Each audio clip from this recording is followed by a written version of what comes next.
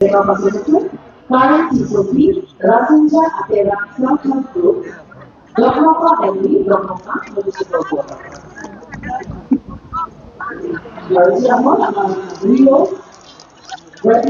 আমাৰ প্ৰথম প্ৰশ্ন ৰেজাউল কৰিম চৰকাৰ আমচুৰ যিজন নতুনকৈ কংগ্ৰেছত যোগদান কৰিছে তেওঁ কৈছে আপাৰ আছামকো তেওঁলোকে ধুবুৰী বৰপেটাৰ নিচিনা কৰিছে।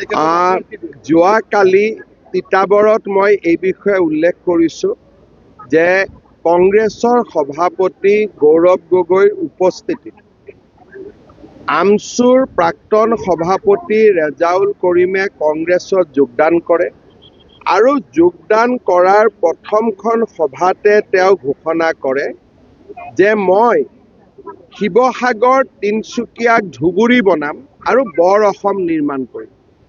এতিয়া আপোনালোকে মোক কওক যে ধুবুৰী জিলাত 85% বাংলাদেশী মূলৰ লোকে বাস কৰে। ৰংপুৰ, ময়মনসিং এই জিলাবিলাকৰ পৰা ধুবুৰীত আহি লাহে লাহে আমাৰ মানুহখিনিক তেওঁলোকে সংখ্যালঘিষ্ঠ কৰিলে আৰু 85% মাটি বাৰী তেওঁলোকে দখল কৰিলে। আমি ভাবিছিলোঁ তেওঁলোক ধুবুৰীতে থাকিব আৰু আগুৱাই নাহিব, কিন্তু এইবাৰ তেওঁলোকে কৈছে নহয়, ধুবুৰীতে শেষ হৈ যোৱা নাই, আমি শিৱসাগৰ পাৰ হৈ একেবাৰে তিনিচুকীয়া পামগৈ আৰু আমি বৰ অসম নিৰ্মাণ কৰিম। তাৰমানে ৰংপুৰ আৰু ময়মনসিং মূলৰ মানুহ লৈ অসমত বৰ অসম নিৰ্মাণ হ'ব নেকি? আজি স্বৰ্গদেউ চাওলুং চুকাফা, মহাপুৰুষ শ্ৰীমন্ত শংকৰদেৱে বৰ অসম নিৰ্মাণৰ পৰিকল্পনা কৰিছিল। তাততো বাংলাদেশী মূলৰ মানুহ নাছিলে। আজি তেওঁ কৈছে ধুবুৰী বনাম। শিৱসাগৰ, তিনিচুকীয়া, ডিব্ৰুগড়ৰ এটা নিজস্ব ঐতিহ্য আছে, সংস্কৃতি আছে, পৰম্পৰা আছে আৰু ই হাজাৰ বছৰ প্ৰাচীন পৰম্পৰা। তাত ৰেজাউল কৰিমে কি বৰ অসম বনাব ধুবুৰী বনাই? আৰু এই কথাখিনি কাৰ আগত কৈছে? গৌৰৱ গগৈৰ আগত। মই যদি মিটিঙত থাকিলোহেঁতেন মই লগে লগে ক'লোহেঁতেন তোমাৰ জইনিং কেঞ্চেল। কিন্তু ওলোটাই গৌৰৱ গগৈ কি কৈছিল? নহয় নহয়, ৰেজাউল কৰিমে একো ভুল কৰা নাই, বৰ অসমৰ কথা কৈছিল। আৰে ধুবুৰী তিনিচুকীয়া বনিব, ধুবুৰী শিৱসাগৰ বনিব, সেইখন বৰ অসম হ'ব নে বৰ বাংলাদেশ হ'ব? তাৰমানে তেওঁ বৰ অসমৰ নামত বৰ বাংলাদেশ বনাব খুজিছে। সেইকাৰণে গৌৰৱ গগৈৰ কথা, পাকিস্তানৰ কথা মানুহে গৌৰৱ গগৈক যে বেয়া পায়, এইটো কথাৰ কাৰণে বেয়া পায়, কাৰণ তেওঁ ছফ্ট কৰ্ণাৰটো সদায় মিয়া মুছলিমৰ লগতে আছে, আমাৰ অসমীয়া মানুহৰ লগত নাই। মই আশা কৰিম কংগ্ৰেছৰ বাকী মানুহবিলাকে ৰেজাউল কৰিমক গতিয়াই উলিয়াই দিব কংগ্ৰেছৰ পৰা। কি শিৱসাগৰক তেওঁ ধুবুৰী বনাব খুজিছে? ধুবুৰী মানুহে গ'লে মোৰ ওচৰত কান্দে যে আপোনালোকে জানি আচৰিত হ'ব যে ঈদৰ সময়ত মই ধুবুৰীত গৈ পাব লাগে, নহ'লে গৰুৰ মাংস মানুহৰ ঘৰে ঘৰে পেলাই দিয়ে। এইবাৰো আপোনালোকে জানিছে যে ঈদৰ সময়ত 55,000 কেজি, 100 কেজি বা 1000 কেজি, মোৰ ভুল হ'ব পাৰে, গৰুৰ মাংস অকল ধুবুৰী চহৰতে তেওঁলোকে কিনিছে, খাইছে, য'ত নেকি হিন্দু মেজৰিটি। মানুহে কান্দিছে, মই গৈ ধুবুৰীত শ্বুট এণ্ড চাইট অৰ্ডাৰ দিবলগীয়া হৈছে। আৰু সেই ধুবুৰীখন যদি শিৱসাগৰত হয়, সেই ধুবুৰীখন যদি তিনিচুকীয়াত হয়, অসমখন অসম হৈ থাকিব নেকি? ৰেজাউল কৰিমে যদি এইবিলাক কথা উইথড্ৰ নকৰে তেতিয়াহ'লে ময়ে ব্যৱস্থা ল'ব লাগিব।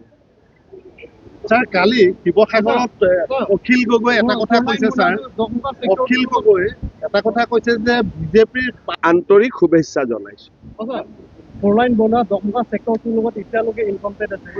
ক'ৰবাত ক'ৰবাত অলপ মাটিৰ গণ্ডগোল আছে নহয়, ফৰেষ্টৰ গণ্ডগোল, অলপ মানুহৰ মাটিৰ গণ্ডগোল হৈ যাব, পিজিআৰ ভিজিআৰো হৈ যাব লাহে লাহে।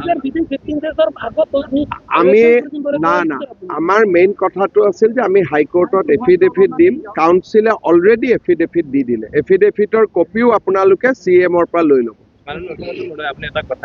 আমি যেনেকে প্ৰতিশ্ৰুতি দিছিলোঁ যে 5 তাৰিখৰ ভিতৰত আমি এফিডেভিট দি দিম, আমি এফিডেভিট দিলোঁ, আপোনালোকে কপি CM-ৰ পৰা লৈ ল'ব। সমাগত বিধানসভা নিৰ্বাচন আপুনি কৈছিলে বাবা স্যাৰ এইটো ইভিকশ্যনৰ কাৰণে কিমান দেৰি লাগিব এইটো হাইকোৰ্টত এতিয়া আমি পিটিশ্যন দিছোঁ, হাইকোৰ্টক আমি এপ্লাই কৰিছোঁ যে জানুৱাৰীৰ ভিতৰতে যাতে শুনানি হৈ যায়। স্যাৰ আপোনাৰ আৰু কিন্তু VGR PGR যিবিলাক গভৰ্ণমেণ্ট অফিচ আছে সেইবিলাক আমি চব উইথড্ৰ কৰি দিম এতিয়া। সমাগত মই বিধানসভা 14 তাৰিখে ডিফুত আহিম, কাউন্সিলৰ লগত আলোচনা কৰি যি কাম কৰিব লাগে আমি কৰি ল'ম। স্যাৰ আপোনাৰ ফালৰ পৰা কাৰ্বি আংলঙত কিবা মই নাজানো বাবা। একো ডেভেলপ হোৱা নাই মাননীয় মুখ্যমন্ত্ৰী কাৰ্বি মহোদয় আংলঙত ইমান ডেভেলপ হৈছে, ডকমকাৰ পৰা কুঠৰি ৰাস্তা বাবা নাই বহুত জাগাতো হোৱা নাই স্যাৰ আৰে ইমান কাৰ্বি আংলঙত ডেভেলপমেণ্ট হৈছে, গোটেই অসমৰ মানুহে হিংসা কৰে ইমান কাৰ্বি আংলঙত কাম হৈছে বুলি।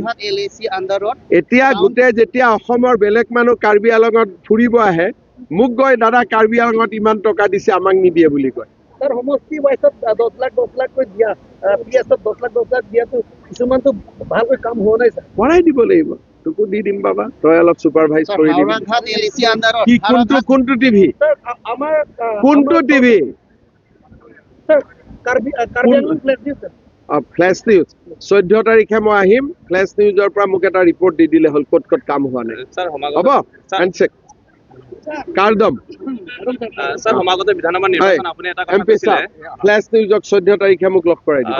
যে নৱপ্ৰজন্ম আৰু মহিলাই প্ৰাধান্য পাব। কাৰ্বি আংলঙত যিহেতু 5টা সমষ্টি আছে, নৱপ্ৰজন্মক এইবাৰ কাৰ্বি আংলঙতো আমি নতুন প্ৰজন্মক আগভাগ দিম, কিন্তু কাৰ্বি আংলঙত MLA-তকৈ কাউন্সিল ইলেকশ্যনটো বেছি ইম্পৰ্টেণ্ট। গতিকে কাউন্সিলতো এইবাৰ চিটো বাঢ়িব, 44 হ'ব। গতিকে কাৰ্বি আংলঙত এইবাৰ নতুন বহুত মহিলা আৰু যুৱক ওলাই আহিব। স্যাৰ আৰু এটা কথা দেখা পোৱা গৈছে, ইয়াত মূল্যবৃদ্ধি যথেষ্ট হৈছে কাৰ্বি আংলঙত। যদি আমি বিলাহী বাহিৰত বেলেগ ডিষ্ট্ৰিক্টত নগাঁও জিলাত কিনিব যাওঁ 20 টকাৰ পৰা 30 টকালৈ, কিন্তু কাৰ্বি আংলঙত 80 টকাৰো অধিক। কাৰণ ইয়াত এটা দলে কোনো পাৰ্টিকুলাৰ কিছুমানে ইয়াত মিলি পেলাই এটা খুব বিয়াগুম ঠিক আছে, এটা কাম কৰিব, 14 তাৰিখে মই আহিম, মোক অলপ গোপনীয়কৈ বস্তুটো লিখি দিব, মই ব্যৱস্থা কৰিম।